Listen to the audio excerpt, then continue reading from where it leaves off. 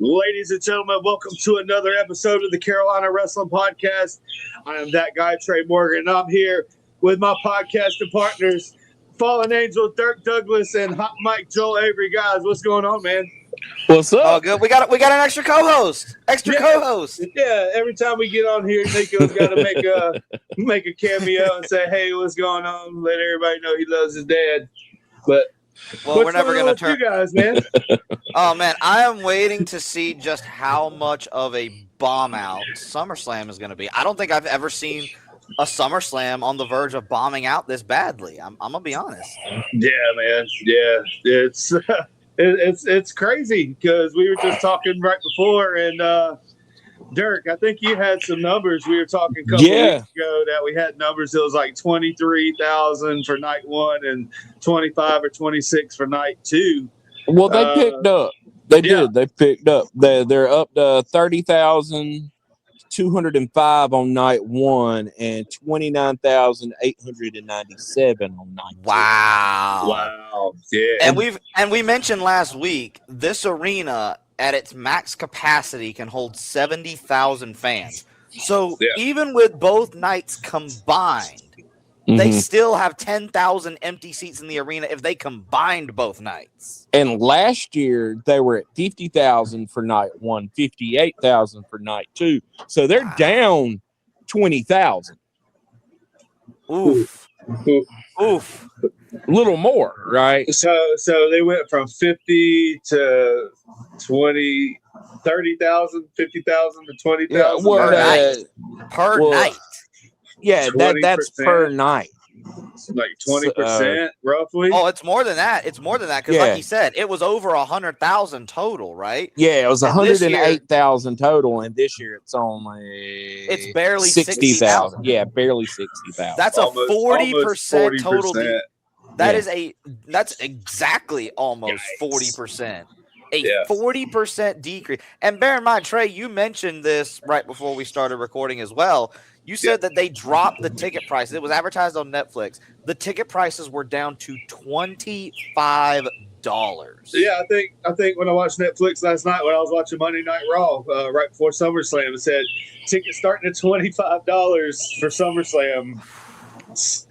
You know, that's that right there. Sell them tickets, man.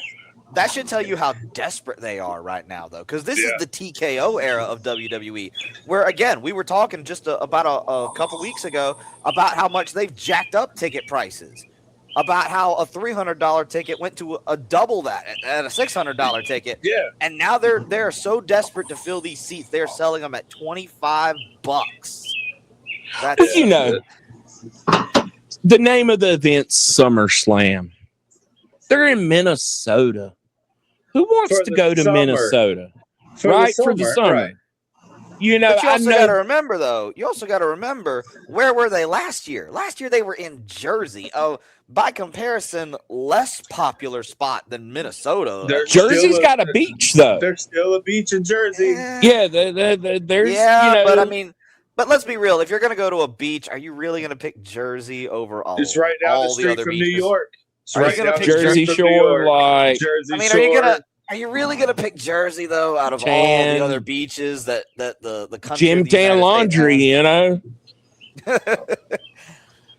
but yeah. I know they do it by whoever buildings bid on the event, right? That's how they do it. I think so. Yeah. Nowadays. Yeah. That's why certain areas are able to get constant. Like, you know, WWE pay-per-views. Like, that's the whole reason WrestleMania 2 years in a row went back to Las Vegas. Twice in a row. Vegas bid more than New Orleans did because it was supposed to be in New Orleans this past year. And even then, WrestleMania's already been in New Orleans at least twice. Yeah. You know, that's why you're never going to see a WrestleMania in, say, for example, Raleigh. You know, in North Carolina, you're never going to see a WrestleMania in Raleigh. The most you'll see in Raleigh or Greensboro, anywhere around here, is going to be like a passing Monday Night Raw or SmackDown. That's the most you'll see. Even though I think it would draw, but because you got to think about Winston-Salem has WrestleCade, which is the largest wrestling convention. Yeah. So it's obviously an area. The South's always been big into wrestling. So I think you could go to Atlanta. You could go even Orlando, But not only that, if you think about it, WWE has put on a show in North Carolina competing, going against WrestleCade. They did. A couple years ago, just because they knew the crowd that WrestleCade was drawing, and they were like, hey, let's go run the show right there and try to draw some of that. Yeah. Well, speaking of drawing, obviously we mentioned already, SummerSlam is having trouble doing that. And I feel like that also says something considering some of the matches that they have on here. We're about to actually run through here on this episode. We're going to run through night 1 and night 2's matches. Oh yeah. And we're going to give our predictions on what we each feel is going to happen. And then after SummerSlam, we'll probably do another episode recapping and see how many we all got right, how many we all got wrong. And some of these matches I feel are going to spark some interesting conversation. Let's just say, shall we jump into night 1 then? Yeah, we're going to show the little graphic that they have here for that WWE, let's see, has put out there for night 1 and night 2 of SummerSlam. And you see the graphic right there that has all the matches on there. And we're going to go through what I have here individually as we got the graphic there. So first one, let's talk about one that I'm actually intrigued by because it's got a man who hasn't been in the ring for a long, long time. Let's talk about this first match. Let's talk about Gunther and Nick Aldis. Ooh. Let's start out. That's one that I'm actually excited to check out. I am too. Yeah, Nick Aldis is great. I feel like the vast majority of the WWE audience who really only watches the WWE product probably had no clue that Nick Aldis is a well-known wrestler. In fact, if correct me if I'm wrong here, but he held the NWA World Championship for over 1,000 days, right? He did. Yeah. Over 1,000 days he as did. NWA World Heavyweight Champion. And they acknowledged it on WWE here, at least in the last week. They acknowledged that he's been a wrestler before and he is a former NWA World Champion. So they acknowledging him so that already tells you right there that he ain't nothing to sneeze at. And, I'll say this. When Nick Aldis was the NWA champion, if a non-wrestling fan asked me who the champion was, I was going to say Nick Aldis because he carried that title like the 10 pounds of gold. Sweet Charlotte, man, as he called it. And he dropped it to it was Cody who ended it. Right? It was Cody the first All In. Yeah. Right? Wasn't that the first one? Yeah. And then I think did they run it back and then Aldis won it back the second time? So they're 1-on-1. So but let me ask you a question, because when they did the contract signing with Gunther and Nick Aldis, I don't know if you guys seen that. They said I saw it. They said with the match that if Nick Aldis signed the contract that he was relinquishing his duties as general manager. Does that mean he's going full-time wrestler? I mean, I guess so. If they didn't specify it's only for that one night, I guess maybe. But if they just straight up said he's relinquishing his duties as general manager, which honestly I don't know how I feel about that, because on one hand, I don't think they do it. Well, see, on one hand, we obviously know how great of a wrestler Nick Aldis is, but at the same time, his piece in the puzzle of WWE just fit perfectly for him to be an authoritative general manager figure. Like he fit that role to a T, Yeah. Like I'd put in terms of ranking, if I was to rank overall on screen general managers and commissioners and stuff like that, I would put Nick Aldis up there, honestly. I'd put him up there with the Teddy Longs, the Vicky Guerreros, and up there. Is he number one? No, but he's up there in the top echelon for sure, So I actually like him as a GM better than who's the other one? Adam Pearce. Adam Pearce. Yeah, another guy who's also a former big NWA wrestler. For a minute. Yeah. But I actually like Nick Aldis better as a general manager than Adam Pearce. But Adam Pearce seems like he got more screen time. So I feel like it's because Adam takes a not that it's a wrong approach. It's one of those things that makes him different, which is a good thing. Adam takes the approach of just being more willing to pop his top, if you will, getting stressed over that. Whereas Nick Aldis, he had that commanding presence as a GM. It's because he's British.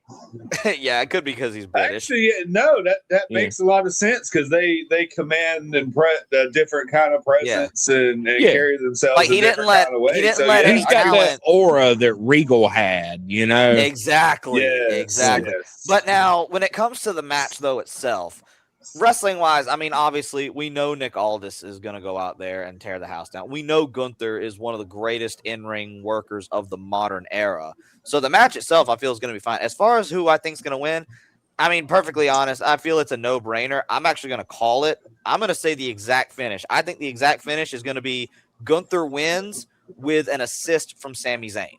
Because as we saw from Saturday Night Live's main event, Nick Aldis interfered in the tag team match that if Gunther and Sami had won would have added them to the WWE title picture. Aldis cost Gunther that opportunity because of their beef, but by virtue, he caught Sami in the crossfire. Naturally, Sami's pissed about that, So, and considering he's nowhere on the SummerSlam card, I would have to imagine that this is where he would be involved in it. He is going to come out, cost Nick Aldis the win, and Gunther wins. I thought Sami was on the card. Let me look. Isn't he? No. With Finn Balor? Oh, no, wait, that's right. But that's night 2. That's a different night. Okay. No, but I like that. I like that because then you could transition Sami into a feud with Aldis, and then we could get 2 Nick Aldis matches. Yeah, you could. But again, it would also have to and honestly, I could honestly see, I mean, it might be a bit of an odd pairing, but honestly, I could see this being a reason for Gunther and Sami to form at least some sort of heel alliance because they're like, hey, you're a great wrestler. I'm a great wrestler. We're both being screwed over by management. How about you have my back, I'll have yours, and we'll take down the evil Nick Aldis together. And then maybe Nick Aldis finds a tag team partner and they have a tag match. I don't know. But anyway, that's my prediction for the SummerSlam match. Gunther wins with an assist from Sami Zayn. Trey, what about you? I'm going to agree with you. Gunther's going to win. I think he will win that match. I think Nick Aldis is going to surprise people, and they're going to put in a hell of a match. It could be match of the night. Being I don't know because it could be. I could totally see that. Not that they're not Nick fantastic workers. Because Nick, he's always wanted to be in the WWE. He hasn't been able to wrestle in the WWE. So finally he gets his break as the national treasure. Nick Aldis is coming out. He's going to get his big entrance, and he's going to put in a good fight. They're going to put in a great match, but I don't think Nick Aldis is going to come out on top first in his first match out. If he does, I'll be very, very surprised. Not against Gunther, at least. No way. I would say Gunther's going to take it, but it's going to be he's going to have to pull something out at the very end to get the win. Yeah. I'm going to say Nick Aldis is going to win. You just want to be different. You just want to be different. You don't want to have us all thinking the same thing. That I've lost all hope in Triple H's booking. Oh. That he would be the person to say, hey, you know what, Gunther, you've been winning too much. We can't make you look too good. You beat Cena, not like you're one of the most credible guys on our entire roster. Not like you're the guy who retired John Cena. You're retired Goldberg. You're retired AJ Styles. You're a 2-time world heavyweight champion, the longest reigning intercontinental champion in history. He wants to retire Nick Aldis after one match. I'm going to say Nick Aldis does it with a roll up, the distraction roll up. Well, I guess we'll have to come back and we're gonna have to keep. We're gonna have to keep track of who predicts what, and then it pisses off. Man, that would just further the story between Nick Aldis and Gunther. Yeah, and they can draw it all the way to Survivor Series. Yep. Potentially. Like, potentially could go to Survivor Series. Like, I can see that if they want to draw a little bit of money, say, hey, let's just put a little speckle out there and see how it goes, and maybe we can draw it for a couple of months and make a bunch of money. But we're gonna need to circle back around and count who predicts what. So when we come back in a few days and a week or so, and we do the recap episode, we're gonna have to see who predicted the most correctly. Yeah, I got the thing right here on my phone. I'm keeping predictions for all of us, so we'll know who's going where. All right. So let's talk about the next match here. Let's talk about the 6-man tag team match that we got coming up. We got LA Knight, Solo Sikoa, and Royce Keys versus the Bloodline, Jacob Fatu and the Usos. See, this is the one, honestly, like, I could see reasoning for it going either way for multiple different reasons. On one hand, I could see them putting the Bloodline over simply because they're trying to run back 2020 to 2024 because they're fresh out of ideas. And they just want to be like, well, let's just redo Bloodline stuff. So Bloodline again. But then again, the logical choice would obviously, especially like, I don't know what it is, but the past couple weeks, Solo's kind of caught fire. He's kind of the crowd was behind him a little bit last night on Monday Night Raw. I never would have seen that coming. I was sitting here like, oh, he's turned into a face just to turn on his partners and go with the Bloodline. I'm about to say that because that's the predictable answer I want to give. It's too easy to see that is coming because he's 100% too predictable. He's being too nice to LA Knight. Oh, we can be buddy, da da da, and they're, Usos is like Roman Reigns, the tribal chief, says you need to fall in line. No, it's just a dupe. Yeah, it's just a dupe. Yeah, I mean that's the predictable answer I want to give, and it just seems like that's the thing they keep playing back every single time. That's what I'm thinking. Though the other side, the side of me that I want to see is Solo, Royce, and LA Knight winning and surprising everyone in a legitimate way, not just a shock value random way and then, turn around and ignore it the next week. But like if they were to legitimately pull it off and, but that's the other reason that makes me think they're going to lose because LA Knight's on that team. And we already know Triple H hates LA Knight for the same reason Vince McMahon hated Daniel Bryan, that he got over on his own. Yeah. It's because LA Knight's so good. It doesn't matter what you give him; he still gets a reaction out of it.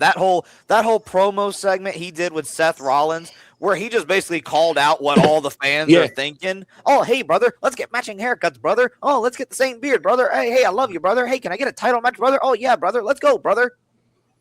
And it's like, yeah, that tracks. Dug into Seth Rollins. And again, I feel like that's part of the reason why they're probably going to have them lose. And if anything, I'm going to go ahead and call it. LA Knight's going to eat the pin. Just because Triple H is that spiteful of him. I think you're right. Jacob Fatu pins LA Knight. After a Solo Sikoa heel turn. I agree. I 100% agree. Like, I mean, that's the only thing I can see. Or I could see maybe Royce Keys picking up the victory over Jimmy Uso. Maybe if it went the other way, they're not going to let LA Knight pick up the win. They would have Royce and even Keys. if it's not a Solo Sikoa turn, it could just be a Zilla Fatu debut, and he costs the other team the win. Or it could be because they've teased it at this point a few times of some sort of dissension between Tama Tonga and Solo Sikoa. What if Tama Tonga goes and joins the Bloodline and he costs Solo and his team the win? Either way, somebody's joining the Bloodline and the Bloodline's winning. Yeah, regardless of how we try to spin it, it's going to be the Bloodlines night again because they're trying to run back the same play that they've been doing for years now at this point. So, all right. So we're all universally saying Bloodline up. Bloodline. Yeah. Bloodline up. I hope I'm wrong on this one because I would like to actually be pleasantly surprised and not have them, flip it back a week later. But I don't see them not putting the Bloodline over. No. Unfortunately. So next match we have for Saturday, August 1st at SummerSlam. Let's talk about the 6 women's tag team match in which we have Fatal Influence going against the Bella Twins and Paige. Okay. And this was another thing we were talking about before we started recording. Because if you guys recall from our last WWE recap episode that we did when we talked about things wrong with WWE, we kind of got sidetracked into a discussion on women's wrestling as a whole. And Derk, you made the comment, which I would say is quite a hot take, that women's wrestling doesn't draw money. I disagree, and I say that women's wrestling can draw money. And we're going to go further into this probably in a future episode. Nobody bought a ticket to see this match. Well, we'll get to that in just a second, but we're going to, in a future episode, we're going to do a debate episode. Where, Derk, I want you to come at it from the perspective of your point of women's wrestling not being able to draw money. I'm going to come from the perspective of, I say women's wrestling can draw money. Trey, if you would like to mediate that, that'd be interesting. But I feel like that would be a very interesting topic. He's got to get booked, bro. He can just intermediate. He's not taking a side. I'll be in the middle. I'll ask questions. But the main point I want to say is women's wrestling absolutely can draw. It has drawn in the past, and it can draw so again, and still draws to this day. The problem is WWE's women wrestling is not drawing because of the way it is booked. Like right now, think about it this way. There's a whole lot of stuff, and we'll get into more specific details in a minute when we talk about the other women's matches that are on this card. But look at it this way. So I'll give my pick. It's going to be Team Total Divas. Team Total Divas. I'll go ahead and give my pick. Team Total Divas. Right. I'll go ahead and give my pick before I get into my point here about the women's title situation right now. But I'm gonna say the same thing. Team Total Divas to justify a rematch for the tag titles. At a later show. So that way they can put them on the Bella Twins. Yeah, that way the Bella Twins can hold them together. Yeah.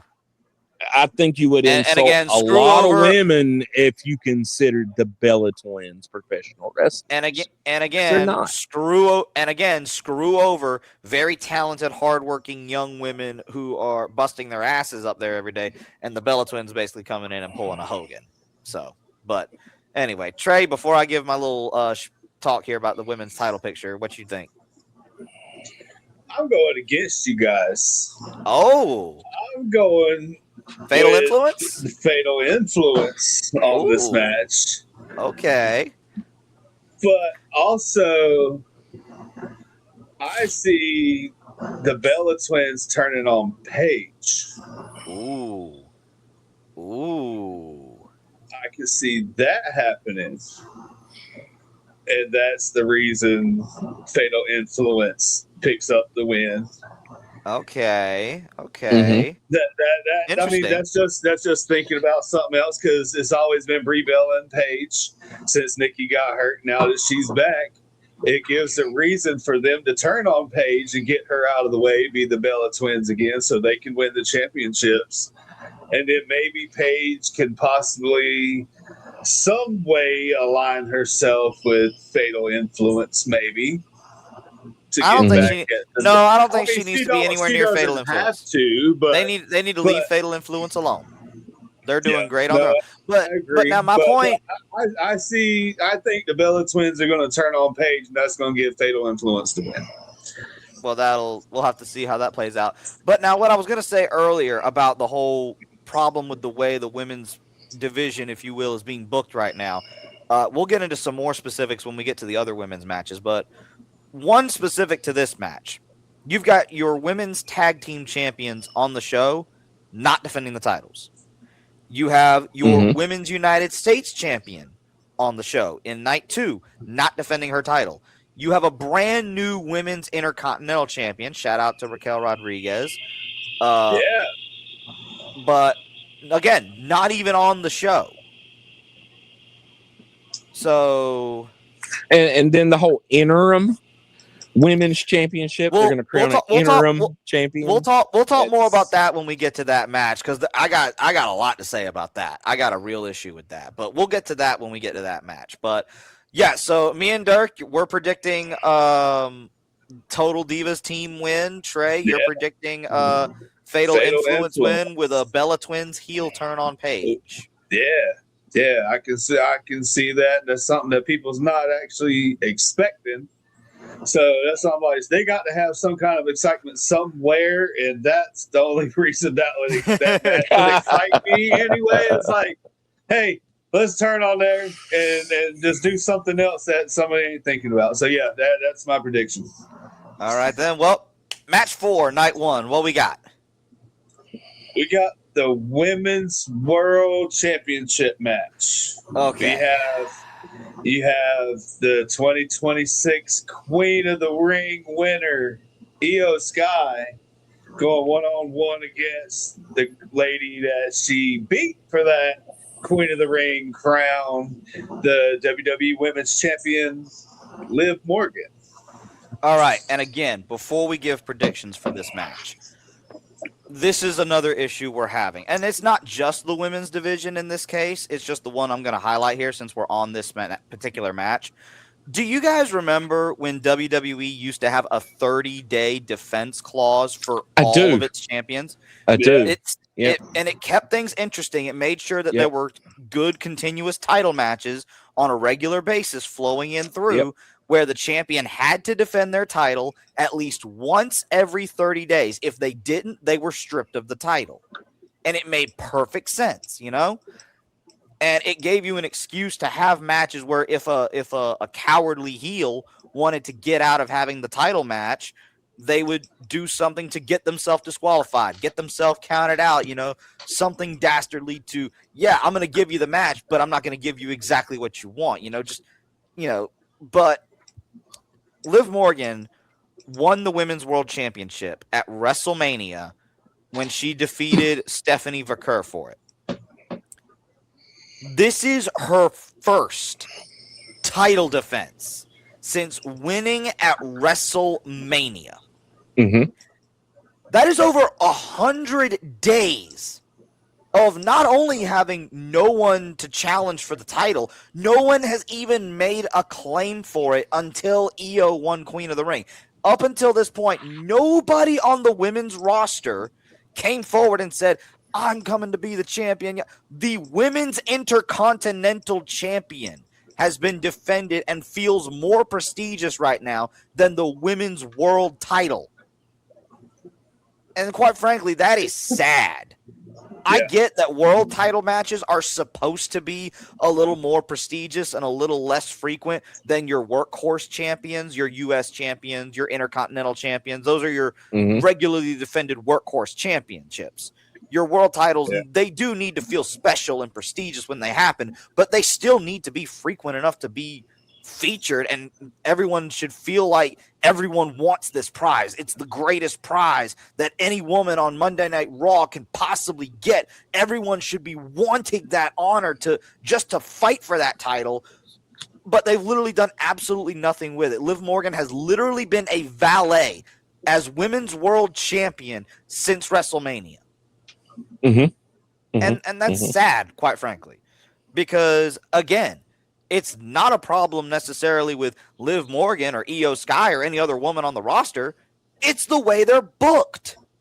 Because we already know Liv Morgan can have great matches and can tell great stories. We've seen her do it in the past. We know the same of Io Sky, Raquel, Roxanne, all these other. We know they can put on great matches. We know they can tell good stories. They're just not even being given bad stuff to work with and try to make something good out of it. They're not being given anything. But the thing is, with Liv Morgan, they're more worried about the storyline for the Judgment Day Mm-hmm. So to me, I kind of think not forgot, but they kind of forgot that she has the championship because the Dominic Mysterio stuff is so hot, and Raquel Rodriguez stuff is hot, and she's just doing her thing that she wants to be and just talk.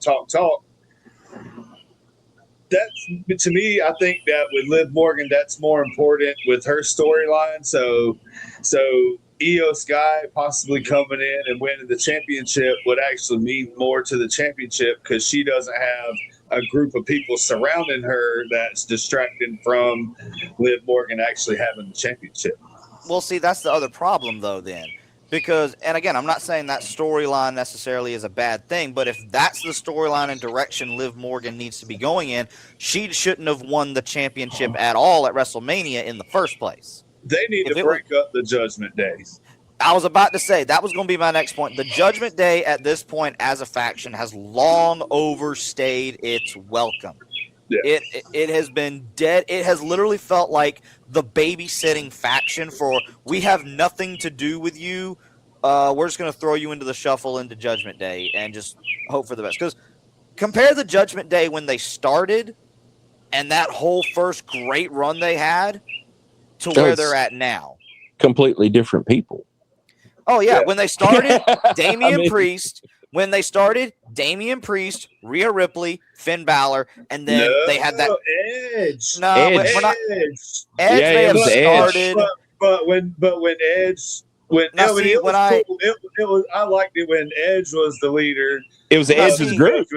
Yeah. That was cool and that was awesome. Then they kicked Edge out, but Finn Balor, Damian Priest, and Rhea, they really made what the Judgment Day was. And then once two of those three was gone, it was over. Yeah, because I was about to say, when I think of Judgment Day, that's what I think of. I think of the core group of Damian, Rhea, Finn, and then a few months later, that great storyline and heel turn with Dominic Mysterio. Those four are the canonical Judgment Day to me when I think of Judgment Day. Now we're at a point where only one of those four members is left in the Judgment Day now.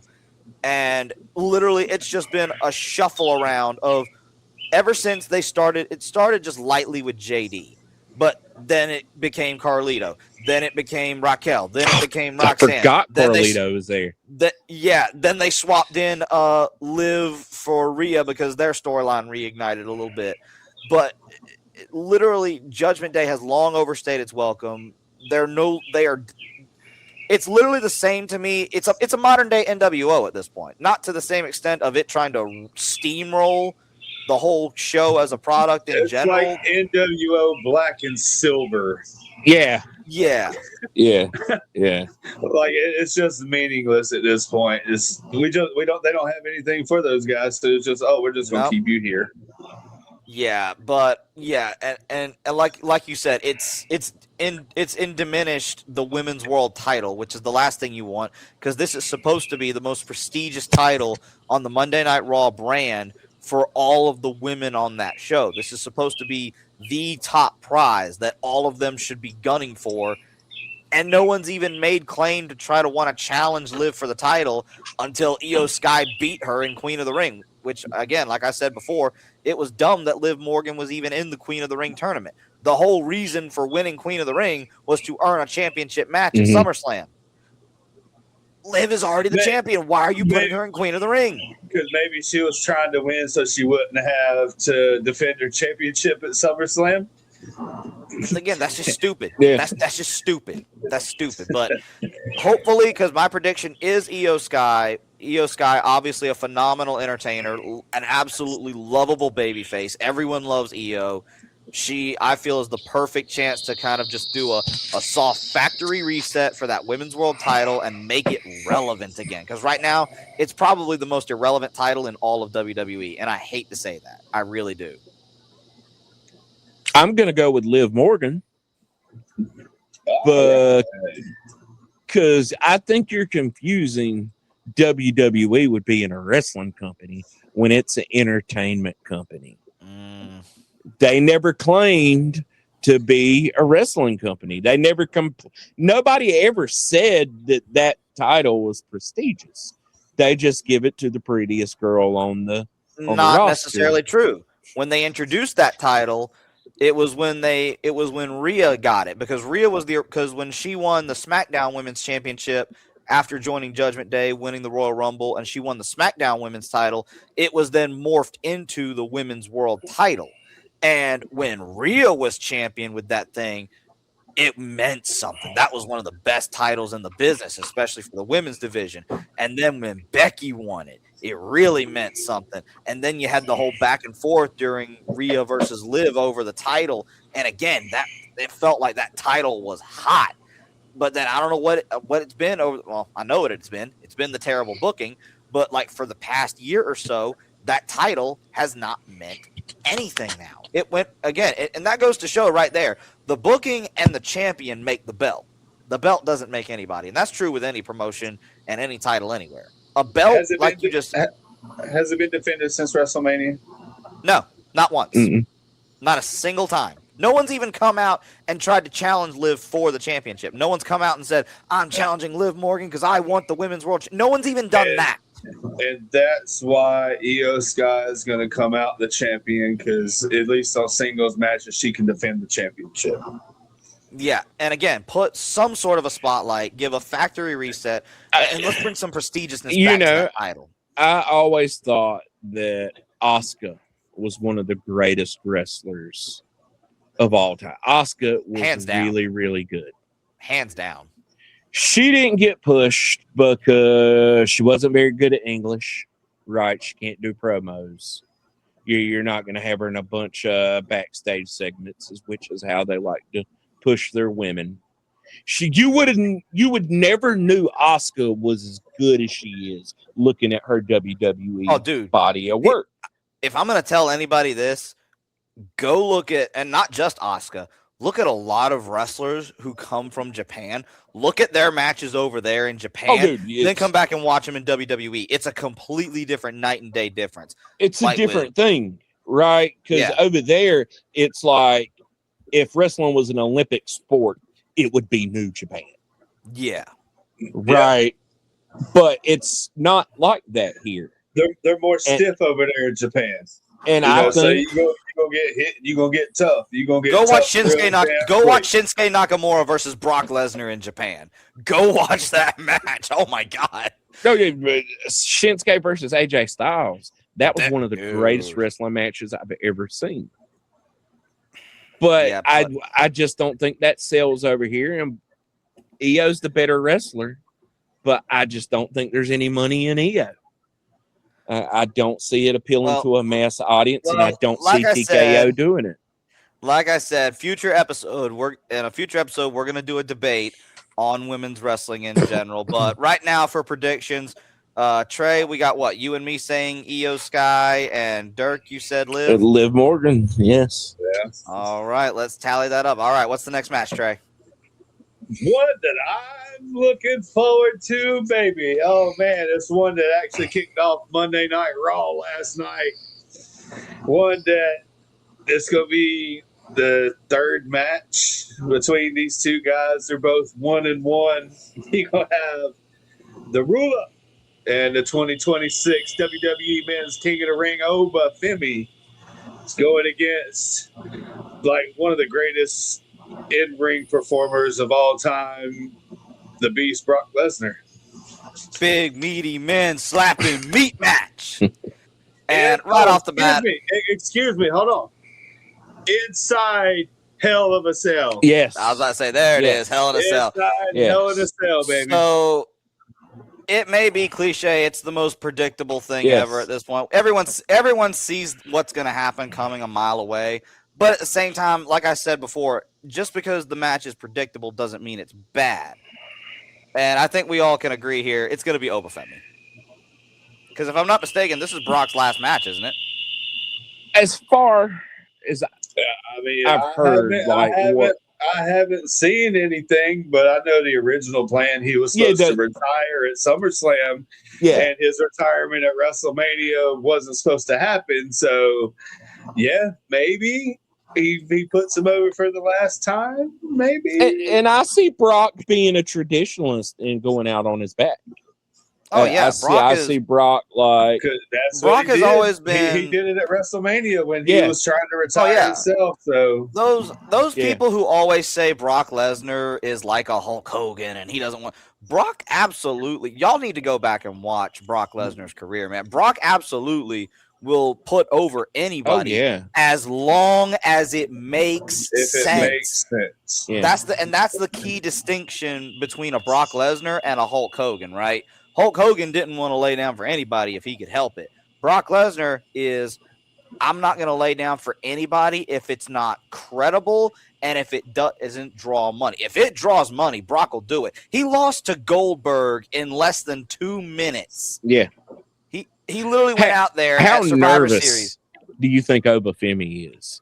Because Oba's big and he's strong, but Brock Lesnar, I'll say he's probably a lot less nervous, if I had to guess, this match than he was, say, at WrestleMania. Because WrestleMania, that was his first big spotlight moment on a WWE pay-per-view, and he's getting this moment in front of I think that's a different kind of nerves. Whereas this time, at this point now, he's now worked 2 matches with Brock. He's obviously at this point comfortable with Brock. You can, especially if you can catch there's small nods if you watch closely over the build of this entire feud. Oba clearly has a lot of respect for Brock for what he's done for him. You recall the very first moment they came face to face when Oba laid Brock out with the fall from grace, and then some people thought that Oba was shooting, but if you go back and watch the footage, Brock told Oba, "Put your foot on me, stand on top of me." Yeah, because again, that goes right there. Brock will absolutely put anybody over. He didn't have to do that. He didn't have to do that. And then he had the tear. You see, he was there because he was he had the tear coming down. It was like, oh, he felt that. It was like, he actually, because that's a moment and Derk, you can relate to this having been in the ring. But when you have that moment in the ring when an old vet kind of goes that extra mile to put you over as the new guy, and they give you a moment that you weren't expecting to go the extra mile to make you look that much better. You feel a certain way because it's like, man, this guy really looked out for me here. He put me in a bigger spotlight than what he was told to do, and he didn't have to do that. And that was the same instance there. Brock didn't have to do that. He wasn't told by management, hey, when y'all go out there, Oba, you're going to hit the move and then put your foot on Brock. Because no one's going to tell Brock what he's going to do. No one's going to tell Brock what he's going to do. He's going to go out there and do what he wants. But again, that's just another example right there of Brock being willing to put anybody over. And then, of course, if you'll remember their match at Mania, when Oba's walking back up the ramp, I think the camera cut away from it at first, but there was a clip of it that showed the whole thing. As he's walking away, Oba did this signal right here, which is hats off to Brock Lesnar. Thank you for that. You didn't have to go out there and put me over in the way you did, but you did. So thank you. And that also just goes to Oba is such a humble dude, man. Such a humble dude. That man is the future. He is the Brock future. Brock Lesnar's never lost a Hell in a Cell match that is true. Really? That is true. Yes, he is undefeated in Hell in a Cell. And how ironic would that be if this is Brock Lesnar's retirement match? The thing that obviously everyone synonymizes Brock Lesnar with is ending the streak of The Undertaker. And then imagine having, it's not as big of a known streak, but the undefeated streak of Brock Lesnar in Hell in a Cell ended by Obafemi in his send-off match. And at the same time, I could see Triple H messing this up. I could see Triple H putting Brock over, even though even Brock wants to put Oba over. Everybody wants Oba over. I could totally see This is the one match where I could honestly say it doesn't matter what Triple H says. Brock's going to go out there and be like, no, F what that guy just said, man. You're going over tonight. Forget what they said. And so I've just looked it up here. Because he's going to be like, what are they going to do? Fire me? I'm leaving tonight anyway. What are they going to do? Fire me? So Brock Lesnar to date has only been, and this will be his third. So it's not really of a streak. Mm-hmm. He's been in more than 3, hasn't he? No. I'm looking at it right here. Brock Lesnar's. This will be his 3rd Hell in a Cell coming up. The first one was in 2002 at No Mercy. That was Undertaker, right? He beat the Undertaker for the WWE Championship. Yeah. Then Punk. October 2015 Hell in a Cell. He beat the Undertaker again. So I'm about to say that was Taker and Brock round 3 after Mania when he lost the streak. Yeah, so that's the only 2 matches he's been in Hell in a Cell with was against the Undertaker. I think it's because I'm associating Brock with moments with Hell in a Cell, but he wasn't one of the competitors in the match. Probably. Yeah, that's probably why I'm thinking he did more. But yeah, so we're all in agreement here. Then Obafemi over. Yes. Yes. Obafemi. Yeah. All right. Absolutely. Yeah. All right. What's next on the card, Trey? Main event night. Well, I don't know if it's going to be the main event because I've seen championship matches that's actually opened the card. CM Punk, he might want to get in there and do his thing and get out and be done. No. You crazy if you think CM Punk's not Brock's going to open the show because that way. I was about to say Brock will probably want to open the show. Yeah, Brock's going to. If anybody gets to open the show, it's going to be Brock. That way he can go home. But, bro, CM Punk, he's always going to want to be the main event. So, no, this is a main event match. Yeah, so you got undisputed WWE Championship. Yep. You got Cody Rhodes going against, as Joel calls him, CM Hogan. CM Punk, ladies and gentlemen. I'm still salty about that Sammy shit. The champion. About that. But you knew Sammy wasn't going to be a champion for a long time. I mean, you could be salty, but you knew in your heart of hearts. I've already gotten on my soapbox and everything. I've already got that out of my system. We're just going to move on. Yeah. So talk about the match at hand. Now we got Cody Rhodes, CM Punk. And again, this was the match that was supposed to happen last year, or not last year, earlier this year at WrestleMania, because the original plans were for it to be Roman and Seth for the world title at Mania, and Punk and Cody for the WWE title at Mania. But because Seth got injured, they had to put the world title on Punk.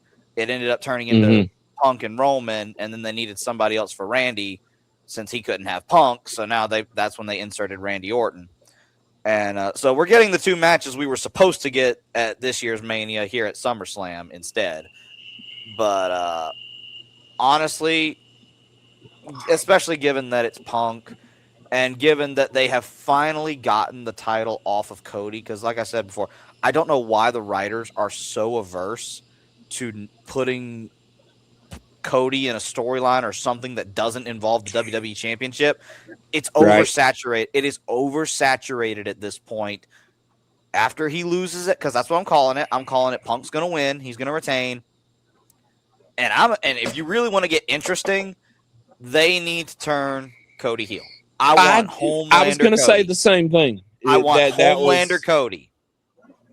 And I get that they might not want to do that because he's the golden boy. He's the current, he's the new John Cena, if you will, of this era of WWE now that they don't have John Cena.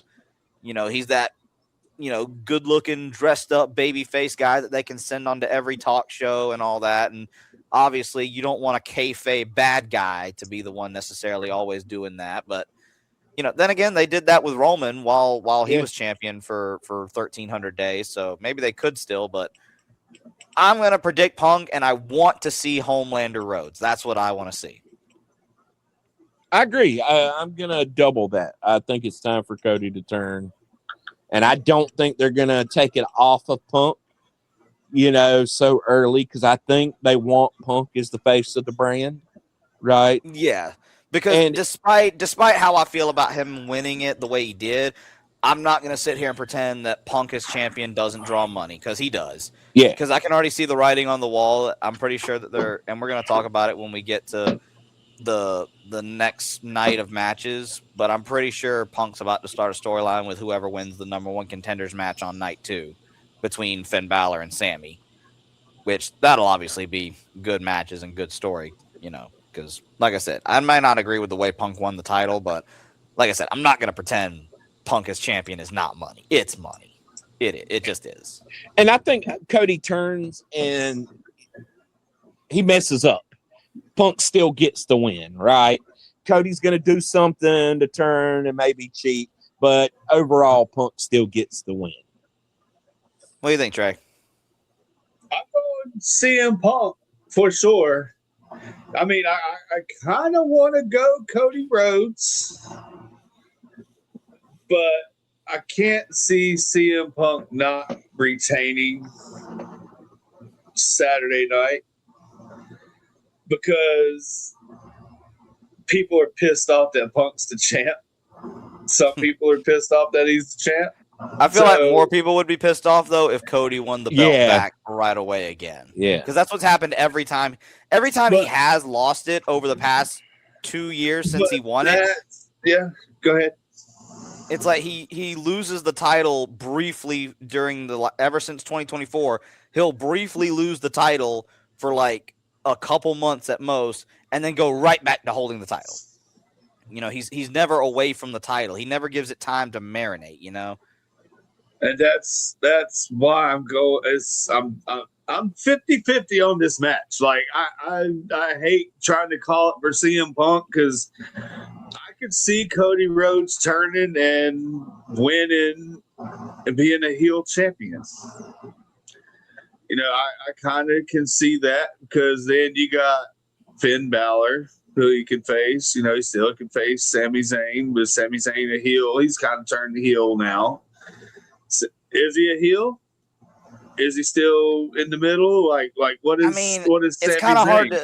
I mean, I know that they are booking him because they want him to be a heel, but it's hard for me to feel like hatred towards Sami Zayn when literally everything that's happened to him is perfectly valid. I would be just as mad as I can relate to Sami. That's a babyface thing. I can relate to what's happened to him because through no fault of his own, he got thrown into a title match on a show he's not on to defend the title against someone who's been gone for 3 months. And now he's got to win a number one contenders match. Yeah, what happened to the rematch clause? I thought that used to be a thing where everybody used to get a rematch.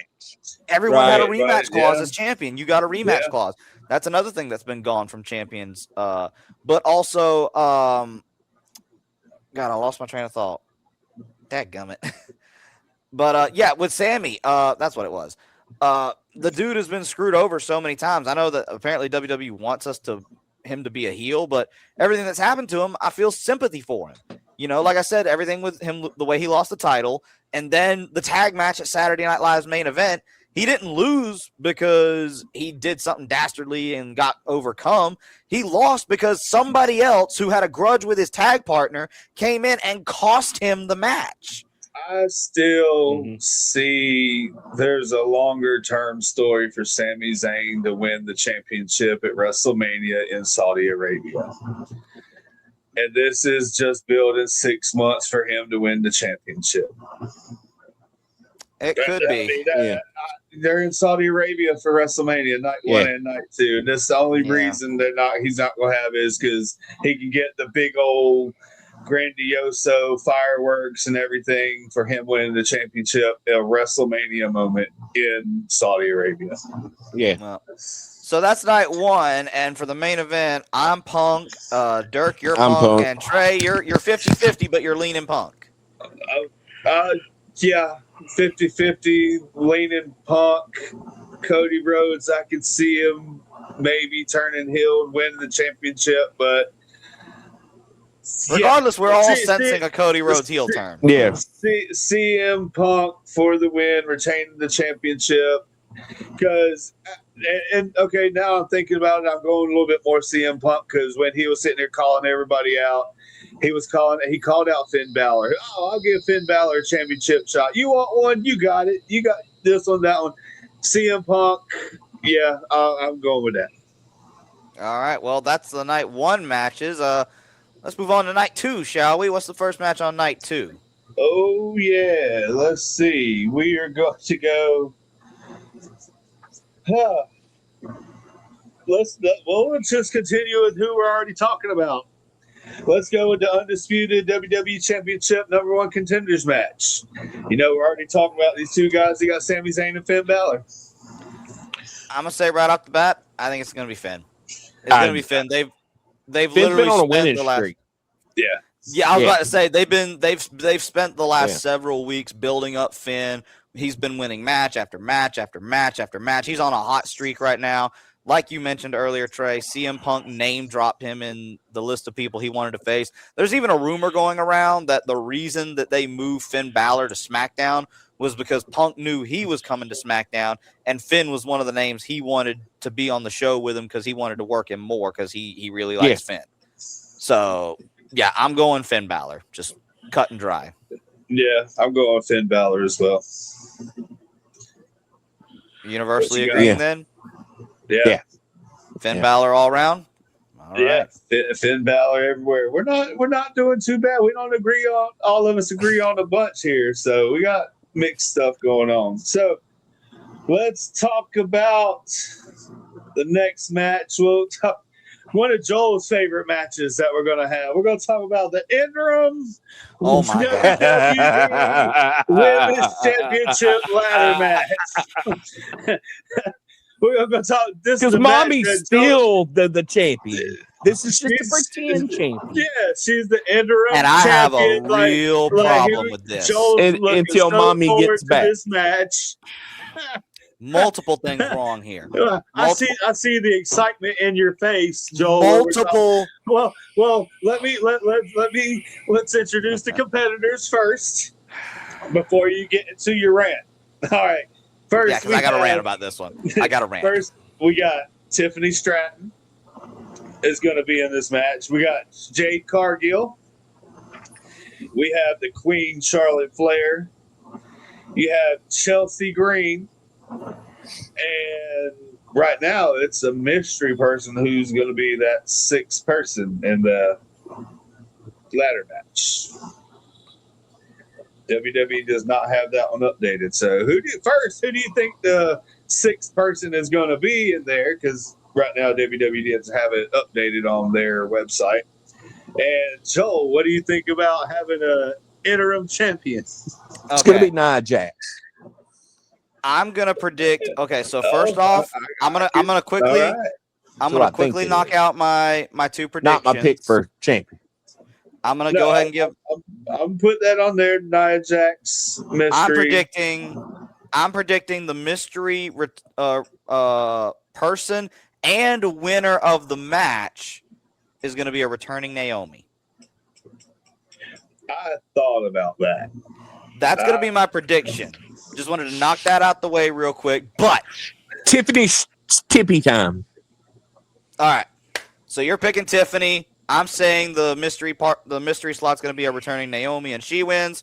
Derk, what are you saying? Before I get on my soapbox. Yeah. I'm picking Tiffany Stratton. That's who I think is going to go over. All right. It's going to be Nia Jax as the mystery. I said a returning Naomi. Yeah. Naomi return and win.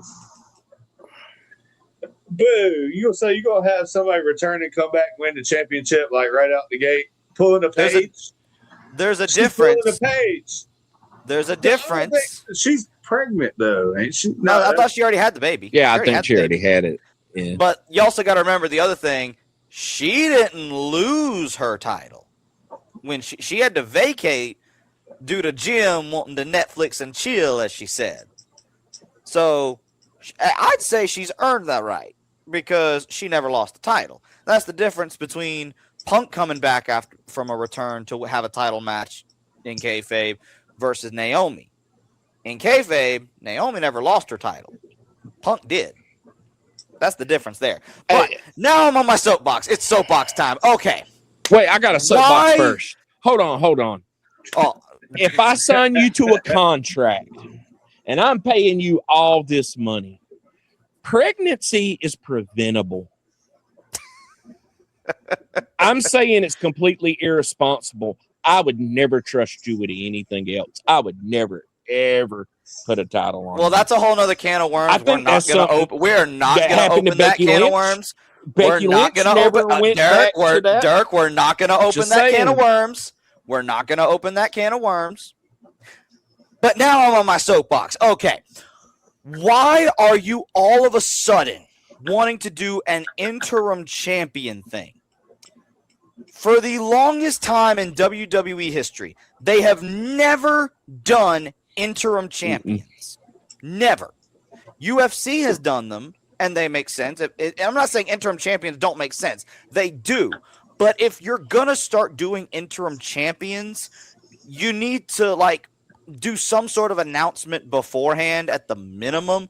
Because right now, it just feels like they're playing favorites just because it's Rhea Ripley, and that's one of Triple H's girls, right? You're one of Triple H's guys or girls, you're going to get preferential treatment, right? And that's what this feels like, because any other time anybody else got injured and was going to be out for an extended period of time, they were stripped of the title and a new whole champion was crowned. And the returning former champion usually would be first in line in a storyline for a rematch for the title, right? So why is it all of a sudden, and only with Rhea right now, are they doing this interim champion thing? It makes no sense whatsoever. And the other problem I have with this match, I don't have a problem with Tiffany Stratton. I think Tiffany Stratton, again, another great young up-and-coming wrestler who has taken to the business like a duck to water. She's been in the business like, 5 years at this point, if that, and she's already a big star in women's wrestling. But she's your Women's United States champion. Again, we just talked about this earlier. That title is not being defended. It's not been defended for weeks, if not over a month. Again, the 30-day thing that they used to have. They don't have it anymore. It's like, why would you take one of your women's champions, relegate her into another match where not only does it take away another title match and a good potential women's match on the card for other women to shine, but it also is potentially going to degrade the women's U.S. title even more, because we already know, I mean, Derk, I know you're predicting it to be Tiffany Stratton, but I don't think they're going to have Tiffany Stratton win. She's already got the women's U.S. title. In very, very, very rare circumstances have we ever seen someone hold both the workhorse title and the main card title at the same time. In fact, the only 3 instances I can even think of that happening at all are Goldberg in WCW with the U.S. title and the World Heavyweight title, simply because he was on an undefeated streak at the time. Ultimate Warrior and Hulk Hogan when they did their title versus title match at Mania, when Warrior was the Intercontinental Champion and Hogan was the World Champion, and Warrior won. And then Seth Rollins when they built up Cena versus Rollins at SummerSlam for the title versus title match. And even then, none of those champions held on to both titles for very long. It was usually like the very next pay-per-view, they dropped one of the 2 titles immediately. So they're going to automatically... And I don't see Tiffany, again, I know Tiffany's good and all, but she's not on the level of any of those other 3 individuals that I just named to do something that good with 2 of the individual singles titles at once. So you're going to degrade one of your women's championships even more, because now she's going to lose this match, because I'm not predicting Tiffany to win. You're taking away another potential women's match on the card by not having built any sort of match or storyline around crowning a number 1 contender for the women's U.S. title. You know, and again, the whole interim champion thing, it makes no sense to just throw that out there randomly without any sort of announcement or reason or story behind it and say you're going to do an interim champion. Just strip Rhea of the title and have this be the new definitive crowned champion. And if you want to insert Rhea back into the title picture when she gets back from injury, fine, do that. But that doesn't mean she gets to keep the championship until she gets back and then have to win an interim championship match. No, just what is her injury? I don't even recall exactly. I think it's like some sort of muscle tear, I think, if I recall. How long are we looking? Let me actually look it up real quick. Exactly what, because I know, because it was kind of quiet. Like it just kind of randomly just got thrown out there because it was kind of quiet, because for a while Rhea just wasn't being used. At most it was promo stuff, and then she just kind of quietly disappeared from television. No word whatsoever, no announcement, no nothing. And then they just all of a sudden come out of nowhere with, oh, Rhea's injured, so we're going to do an interim champion thing. And I'm like, you didn't say anything earlier. This interim champion thing? Why are you all of a sudden doing that? It doesn't make any sense. But let me just look up real quick. But no, you're sitting there talking about while you're looking at it, talking about titles not being defended every 90 days, and let's look at the Roman Reigns'. Let's look at Roman Reigns' title. It's a meniscus. Run. It's a meniscus. He had like a hold up. 11. It's a meniscus tear in her knee. She has a meniscus tear in her knee. But you're talking about titles not getting defended. Roman was the champ for 4 years, and I just looked it up. In 4 years, that's 48 months. This man only had 33 title defenses. That's way more than I thought. I'll tell you the difference. In 4 years. Here's the difference, and this is the one thing that he's a man. This is the one thing people are not connecting the difference between, for example, Liv Morgan's past 100 days as champion. Roman Reigns draws money. But again, this is the difference. This is the difference. Draws money so he can do that. This is the difference between those two different things. Even though Roman didn't defend the title as often, he still did it on a semi-frequent basis, and everyone on the roster was gunning for that championship. No matter whether he was there or not, everyone wanted to go after Roman. It made it feel prestigious. Everyone wanted it. Everyone had to fight, scratch, and claw just to get the opportunity to stand across the ring from Roman. And then in all of those matches, did or did not Roman deliver every time? He did. So that's the difference between how many times Roman defended the championship versus a lot of other championship reigns we've seen in the past of not having defended the title often. They still kept the title relevant, even if Roman wasn't wrestling. Like, to me, and this is the way I see it. He didn't even show up half the time. Or even the way his schedule is right now. Roman, and this is for any of the world champions. For me, I think the world champions, they should be on almost every show, not wrestling on almost every show. The world champion, quite frankly, especially if they're a name money draw like a CM Punk, a Roman Reigns, a Cody Rhodes, they'll cut a promo on just about every episode of whatever show they're on, but they're not wrestling on those shows. No, Ric Flair didn't wrestle every NWA show. Exactly. The world champion only because if you want to see the world champ wrestle, you got to tune into the pay-per-view. By the pay-per-view, exactly. You watch the champ wrestle. And then Ric Flair didn't wrestle every NWA show because that wasn't his job as the NWA champion.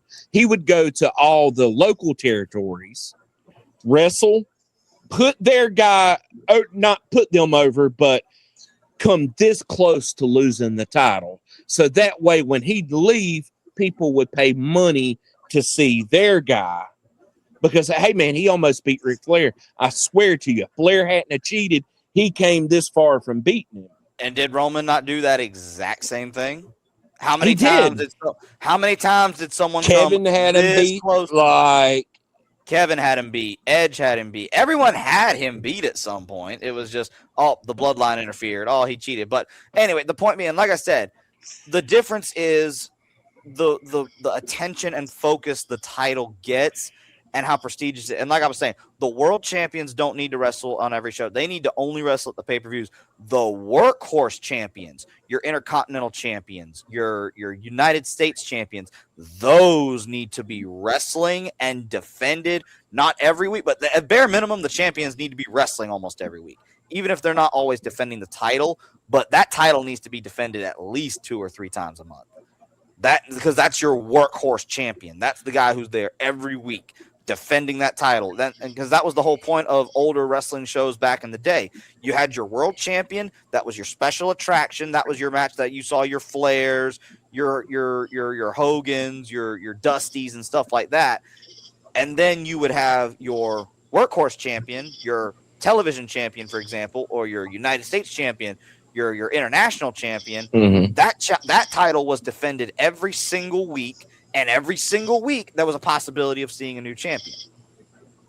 And it showed a good work ethic, and it allowed you to get a good spotlight on a lot of the guys every week. So why does Rhea get to keep the title while she's out hurt? Why? Well, she's one of Triple H's. Is that what it is? Is it just Triple H's favoritism? Or I think there is some Triple H favoritism at play. I honestly think there is. Marketable, right? She's very, very marketable, and she's the best in the women's division. She's on ice cream, right? Like you can go to Food Line right now, and she's one of the best workers. She's one of the most entertaining.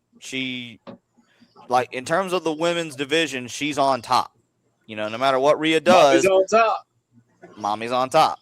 You know, but that doesn't change the fact that doesn't matter.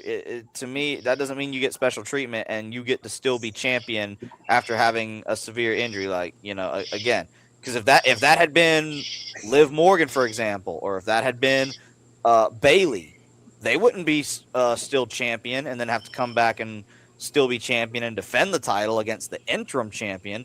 They would have been stripped. So I don't know why the interim champion, that was unnecessary, pointless, and they should have just stripped Rhea and just had official new champion crowned at SummerSlam in this ladder match, which from all it sounds like it's a ladder match. I've yet to see a bad WWE ladder match. It's hard to mess that up, especially with how talented the women's wrestling locker room is right now, you know. But anyway, I don't see it being a good match. It's gonna be shits. It's gonna be bad. We're gonna have to. I'm sorry, I didn't watch that. I'm retired. I can be honest. We've been on that match for a minute. Let's go ahead and move on. I'm off my soapbox now. I'm good. Yeah, I'm looking. Next one that I'm looking forward to is Dominic Mysterio versus Danhausen in the Human Money's on a Pole match. Human Money's on a Pole match. And let's go ahead. $100,000 of the Judgment Day's Human Money's. Now, this is an interesting point of conversation because we all know Danhausen's spot on the show, if you will. He's the comedic wrestler guy. But he's still a very good worker, very entertaining, obviously. However, it's also been hyped up recently that Danhausen is undefeated in WWE right now. And usually once they start putting a highlight on it, that usually means they're about to break. And plus Dominic Mysterio, I mean, could you imagine how much heat he would get if he beat the beloved Danhausen and handed him his first loss? So I'm actually going to go against what a lot of people might assume. I think Dominic Mysterio is going to win. I'm going to second that. I'm going to say Dominic because if Danhausen beats Dominic, do you really think The Undertaker is going to let his champion get beaten by Danhausen? Taker would be knocking on Triple H's door and be like, look, brother, this don't work for me. I was about to say, because people forget Taker runs AAA, and credit to Taker, AAA has been amazing. They need to send Triple H down to AAA and let Taker run the main roster. Send Triple H to AAA and let Taker run the main roster. Because if Taker then he's going to make AAA bad. At that point, it's just a matter of which show would you rather be bad, AAA or WWE? You got to pick one or the other. Yeah. But the point being, like you said there, Triple H is, Taker is not going to want his champion to get pinned by and beaten by Danhausen. No. Because people forget, Dominic is still the AAA mega champion. So.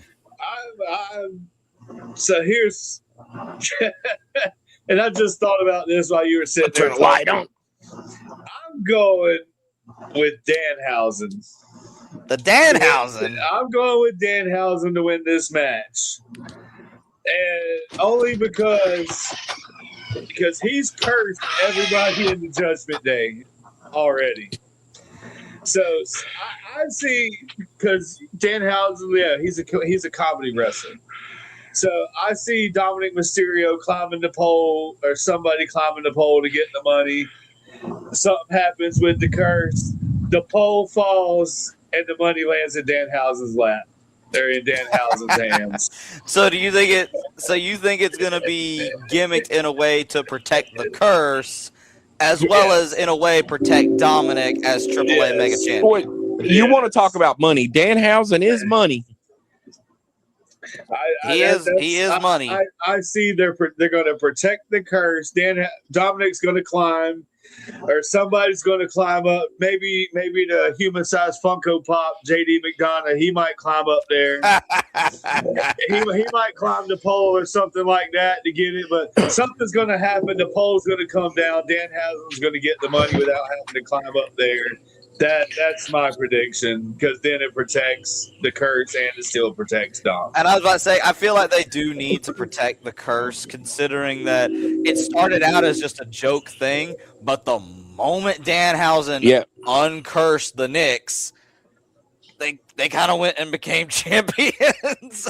so they're going with it. Like WWE's rolling with, like, yo, hey, let's just keep the curse going here for a little bit. And if anybody can make it entertaining, it's going to be Liv Morgan's curse, so she'll lose her championship to EO, and that'll have something to do with it probably. So, Danhausen's going to have something to do. And Raquel and Roxanne are cursed. Raquel and Roxanne aren't cursed. They could interfere to help Judgment Day win because they're not cursed. That's true. That's true. But no, I see Danhausen picking up the win, and everybody still being protected. You know what? After Undertaker's not beating up nobody. After hearing your flawless logic with the curse, I think I'm going to change my prediction as well. I'm going to switch to Danhausen. I'm still with Dirty Dom. Still with Dirty Dom? All right. I'm still with Dirty Dom. Trey, you convinced me to switch to Danhausen, so I guess we'll see on the recap show. Yeah, we'll see if we both get cursed off of that one there. All right, ladies and gentlemen, let's talk about the next one here, fellas. We'll talk about the Intercontinental Championship match. This right here. Chad match of the Gable night versus the Intercontinental Championship. Match of the freaking night. I am calling by it. Far. This is going to be a master class in wrestling, and I cannot wait for it. And I'm going to go ahead. So good. Pitts is so Chad's good. amazing. They're going to work really well together in the match. This match is to SummerSlam what the Steamboat and Macho Man match was for the Intercontinental title at Mania was all those years ago. That's what I equate this to, because it's even for the same title. This match is going to steal the show. Whoever's following this match, they're going to be sitting in the back like, Jesus Christ, we got to follow this. So, like, the only ones I can see looking and following that is going to be the main event, obviously, which is going to be Roman and Seth, which we'll get to that in a minute. But if they put that match on, I don't see them touching it. I don't know. Opener. If they put that match on as opener, the entire rest of that I'd be mad. My prediction, opener night. I'd be mad. I'd be so mad. If they open the show of night 2 with that match, and then the whole rest of the card has to watch that match in the back and sit there and go, we gotta follow this. How are we following that? Though. I think they're gonna open with that. That way they can put those two women's matches before the main event and make the main event look even better. Because by the time you watch that match, it's gonna be so good. You're gonna need something to bring the crowd down. You're gonna want to start high. The 6-woman match is going on after this match.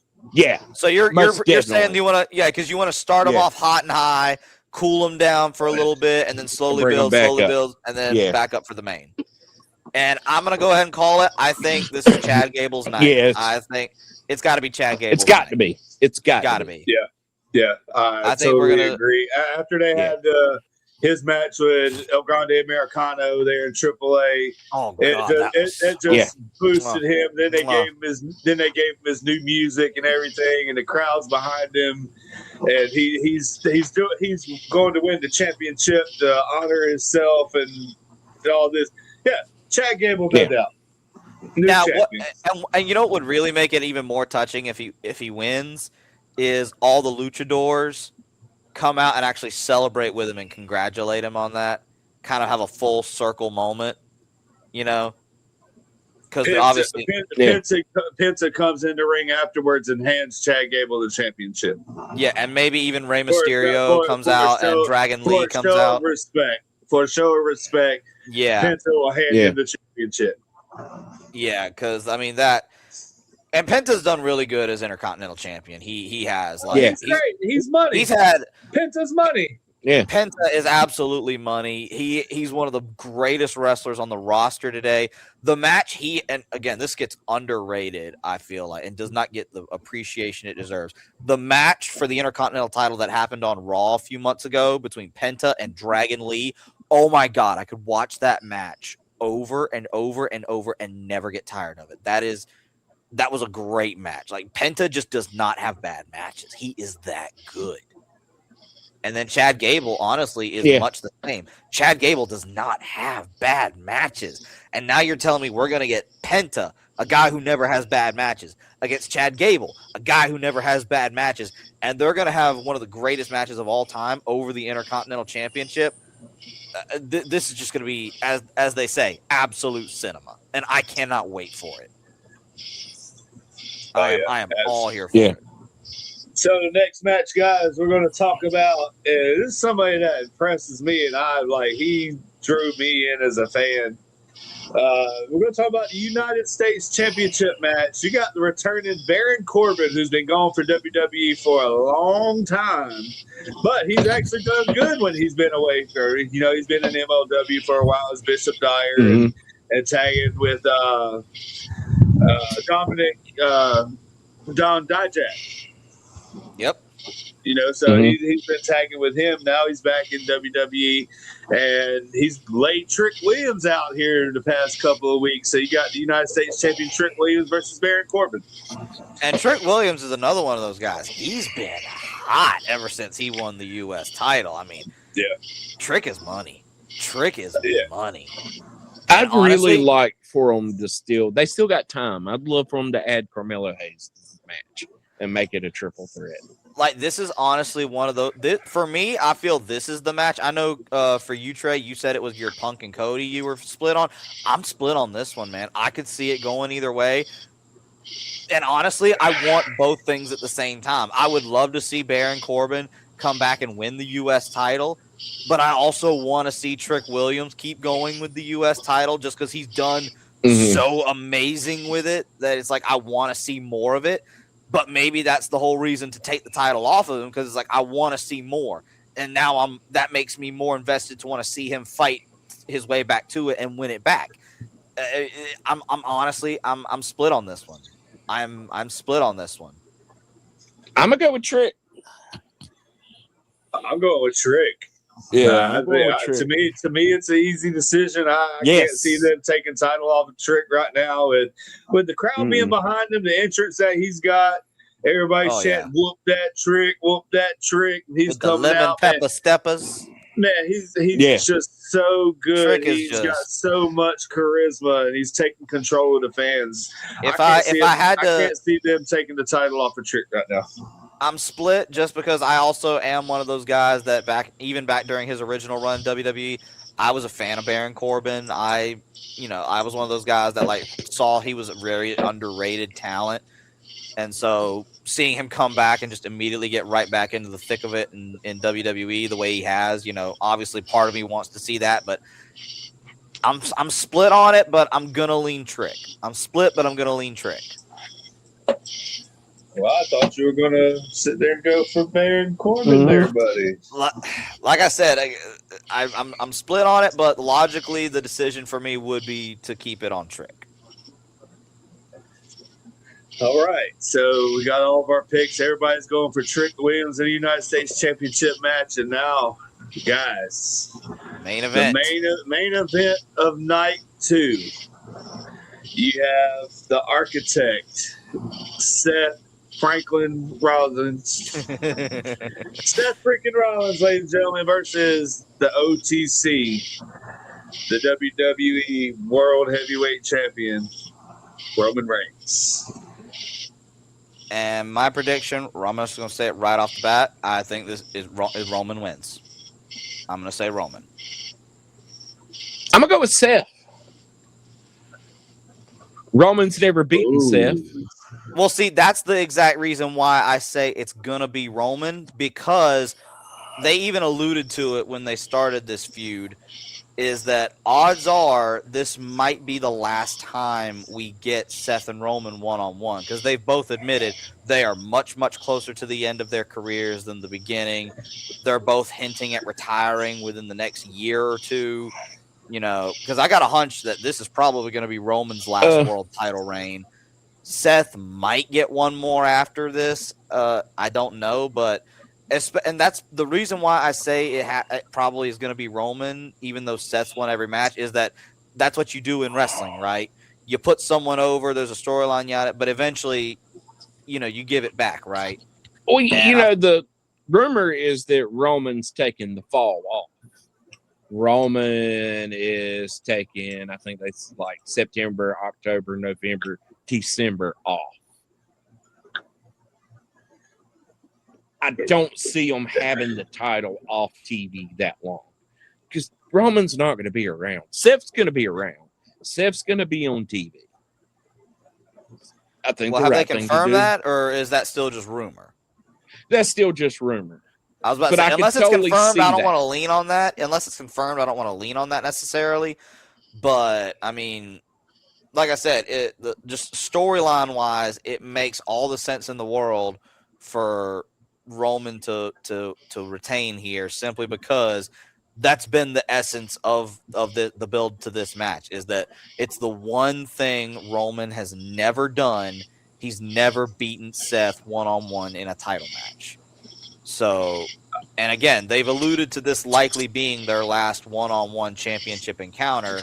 So, and if that's the case, I feel like obviously Seth, being the professional that he is, he would also be like, "Hey, brother, you've laid down for me so many times. It's my turn to give back to you." So that's part of the reason why I'm leaning to saying it's a Roman retention. But not only because of that, also because of Triple H wanting it to be 2022 all over again. He wants to put the bloodline on top. So obviously he needs Roman as world champion for that. I'm going Roman Reigns, because it makes sense for the bloodline storyline to continue with Roman Reigns as champion. If he's not the champion, there's no reason for Solo to come back and join him, because they're just going to be a group together. He's not the champ. He's not okay. I'm the tribal chief, but what are you? You're not a champion. You're no better than any of the rest of us. So why are we going to say that? So I got to go with Roman Reigns on that one. Has to take that match. So 2 for Roman, 1 for Seth on that one. I'm still with Seth. I want it to be Seth. Well, and I mean, and you also got to think, though, Roman did bring up a good point in the contract signing promo. What are you going to do when you win it? You're just going to get hurt in a couple months? Because if you think about it, that's how like over half of Seth's title reigns have ended, is because he got hurt. Yeah. Yeah. And they should have just crowned an interim champion when he got hurt. They should have. Yeah. Again, if they had just done interim, if they had just announced, I'm not gonna get it. You know what? I'm not gonna get into that soapbox again. I'm not gonna hop on the soapbox again.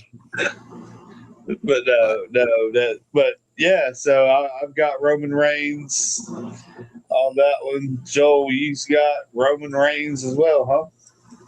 Yep, I think it's gonna be Bloodline night for SummerSlam. They're gonna win the 6-man on night 1, and then Roman's going to retain on night 2 and finally get his win over Seth. So I've got 1, 2 title changes. with Io Sky and Chad Gable. Derk has one title change. Says Liv Morgan's going to retain. Punk's going to retain. So he's got one title change with Chad Gable. And Joel, you're with me. Yep. You got Io Sky and Chad Gable changing championships. So some championship has to change hands at a pay-per-view like this. So that's the one that. Imagine how much better it would have been if they had done this with the Intercontinental title, given how much of a fanfare Raquel got on Raw. Oops. You missed an opportunity. Do it on SummerSlam. And you notice the WWE Tag Team Championships, neither one of them are being defended on the Not the card. World Tag titles or the Undisputed Tag titles. It's like we said before, tag division sucks. Because they just aren't doing anything. Because that's what I would do with Penta. After he lost the Intercontinental or his Intercontinental title. Yeah. Yep. After he loses that, I'd put him back with his brother. Oh man. Well, Ray Phoenix isn't Ray Phoenix a champion over in AAA? He's a AAA Cruiserweight champion, I think. Yeah.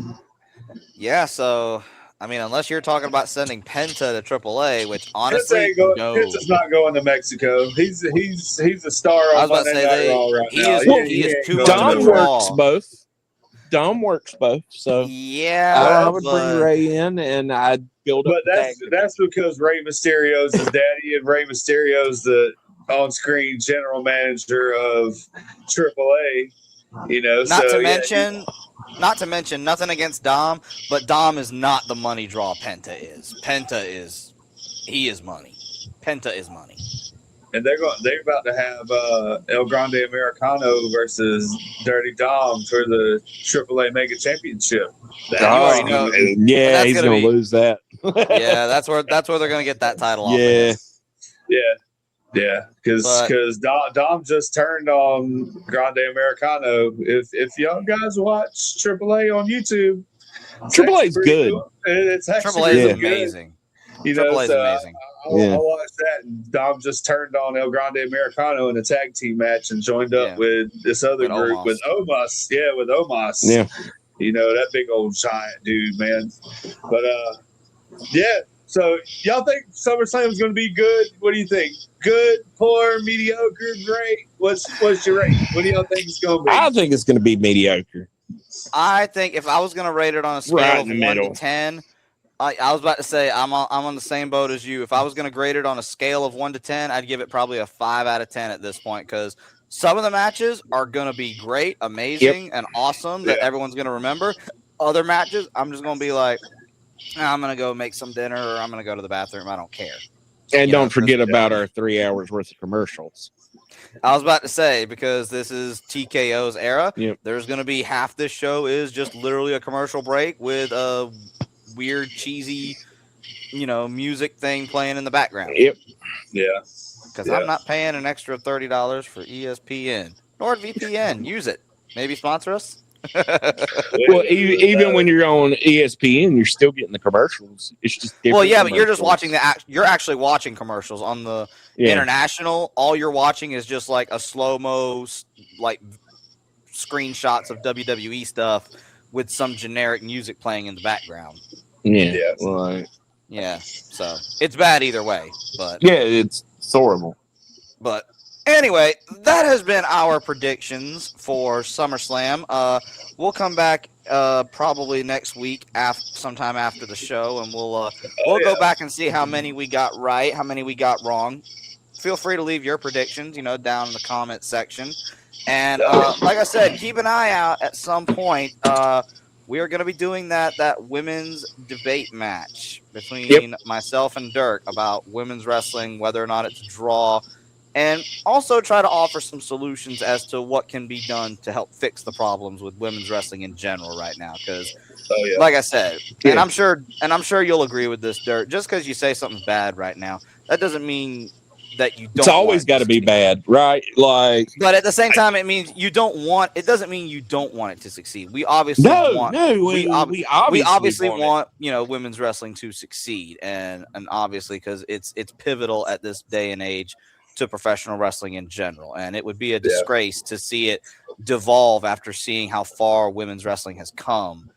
But yeah, so keep an eye out for that episode, and we've probably got some more stuff in the works as well that we're going to be getting. We got coming up. We're going to do the SummerSlam prediction. We're going to do your debate, the women's wrestling debate. We're definitely going to do that. We're also going to come up. August is coming up, guys. Yeah. So we got brand new shows here locally. We got ALW Future X got shows coming up. Wrestling with Purpose got a couple shows coming up. August 21st. Trey G's retirement match, Wrestling with Purpose. We got that coming up. Next Level, August 22nd, Fort Bragg, North Carolina, 150 tickets available. If that many's still available, buy them online, nextlevelprowrestling.com for your tickets there. But, so we got some good stuff coming up. We're going to plug those local shows and make sure we get everybody out there to support the local wrestling, because those guys that we do here around in North Carolina, it could be like your favorite wrestler, like Javon Evans. He's from North Carolina, and now he's on Monday Night Raw. So go check out those local shows that you have all around the state of North Carolina. And if you're not just North Carolina, wherever you're at, anywhere in the world, if you have a local show, go check out the local professional wrestlers, man, because you're going to be up close and personal and get able to talk to them, and then you never know who you're going to see on TV next week. So we got it's going to be a lot cheaper. Yeah, a lot cheaper than going to WWE. Yeah, a lot cheaper. But guys, y'all got anything else before we go home, man? Nope, think that's it. I'm off my soapbox. I'm good. I think the referee's over here telling us to go home, fellas. So it's time for us to go home, ladies and gentlemen. Thank you for joining us again on our SummerSlam 2026 prediction show for Carolina Wrestling Podcast. For Hot Mike Joel Avery, the fallen artist Derk Douglas, I'm that guy Trey Morgan. We'll catch you on the next one. It's the Carolina Wrestling Podcast. Carolina